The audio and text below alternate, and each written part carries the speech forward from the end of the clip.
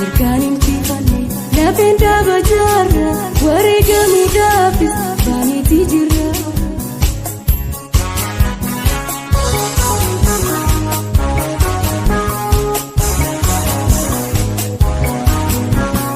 Rabbi tirkannaa akka falmannaa himoona.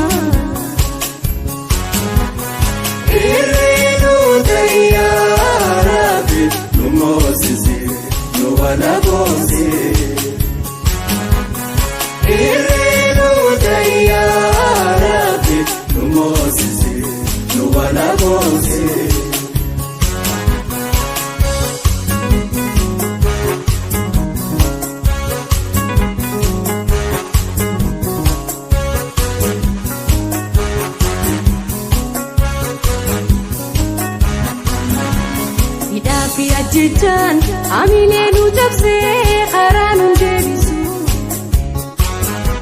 Wayyaa bilisummaa dhiiga namaan ibsu falmata lakkisu.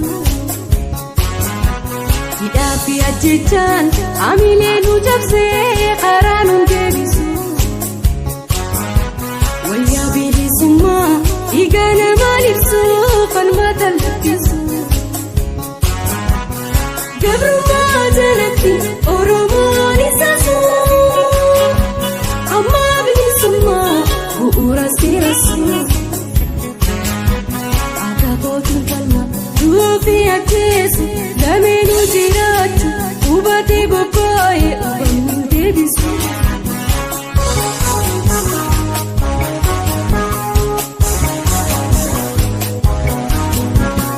Rabbi tirkannaa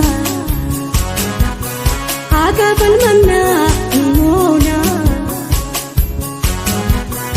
Irreenuu tayyaaraafi nu moosisee nu walaboomsee.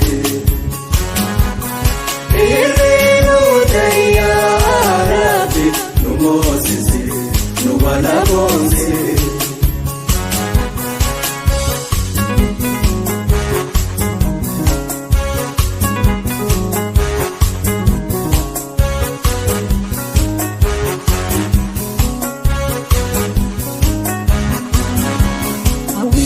Jirtaan harkoota gabrummaa makurraa nu guftu.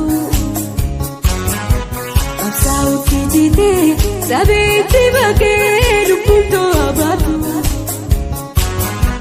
Hawwii fi qajeelaan harkoota gabrummaa makurraa nu guftu. Qabsaa'utti jitee sabeetti bakkee lubbuun to'a baatu.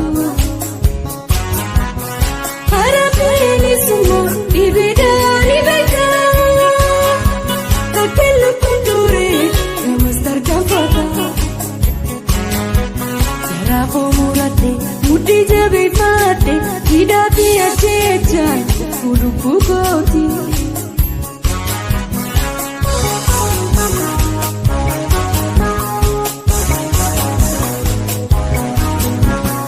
Rabbi tirkannaa akka falmannaa.